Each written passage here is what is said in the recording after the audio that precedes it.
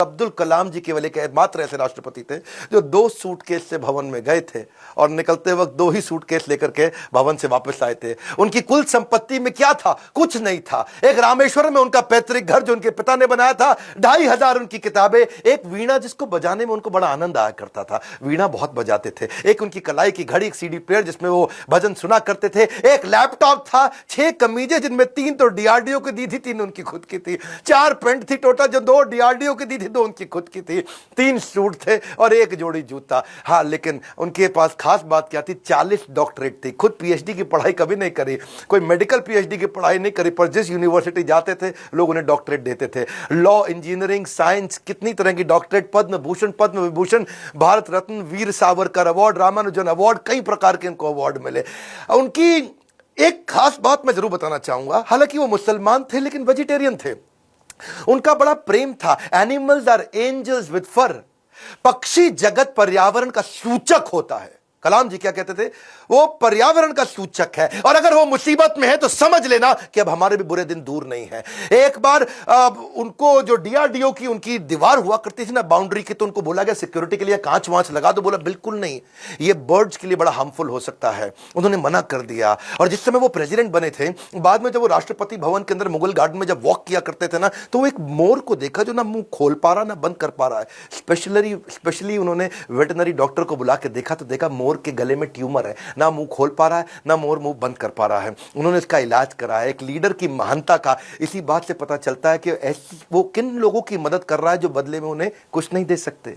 जब कोई लीडर ऐसे लोगों की मदद करता है जो बदले में कुछ नहीं दे सकता, वही एक महान लीडर की निशानी है। अच्छा, अब्दुल कलाम जी की एक बात मेरे दिल को छू गई। वो परिवारवाद नहीं राष्ट्रवाद में बिलीव किया करते थे। जब वो राष्ट्रपति भवन में थे, See, he's a man of principle and therefore is always respected everywhere. उनके क्योंकि जो भाई थे ना, उनको बहुत प्रेम करते थे, बहुत प्रेम करते थे अपने भाई से, बचपन से ही प्रेम था। और उनके अपने सगे भाई का पोता दिल्ली के अंदर मुनीरका में किराए के कमरे पर रहा करता था। 2006 में जब कलाम ने एक दफा सारे परिवार को इनवाइट किया, क्योंकि उनका कोई परिवार वहां रहता नहीं था, वो राष्ट्रपति भवन में अकेले रहते थे, और जब एक बार उन्होंने सारे परिवार को बुलाया राष्ट्रपति भवन में, तो वो लोग 8 दिन तक रहे। और सारे परिवार, क्योंकि 10 भाई बहन थे ना, तो 52 लोग आए। और कलाम जी ने देखा बहुत खर्चा हो रहा है, तो उन्होंने चाय की प्याली तक का हिसाब रखना शुरू किया।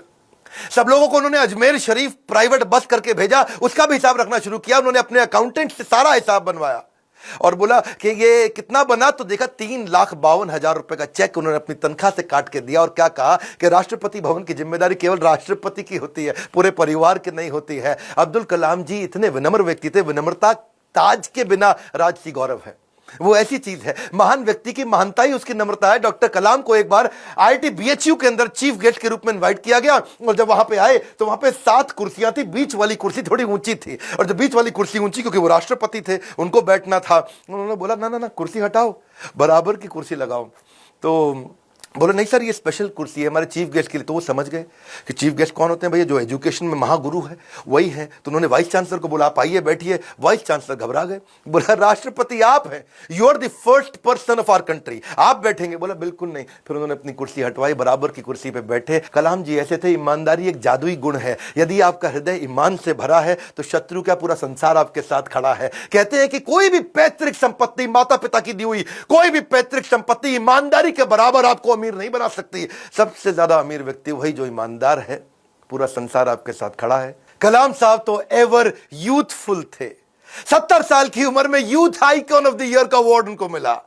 हमेशा जीवन में भगवत गीता और कुरान दोनों साथ में रखते थे। 83 वर्ष की उम्र में उन्होंने रिटायर नहीं किया, रिट्राई किया। He was not tired, he was inspired, he was not tired up, he was fired up। आंखों में रोशनी तो उनकी कम हो रही थी, पर युवाओं के भविष्य को रोशन करने में लगे थे। उनके शरीर के पांव के कदमों की गति कम हो गई थी, पर देश की समृद्धि की गति को बढ़ाने में लगे हुए थे।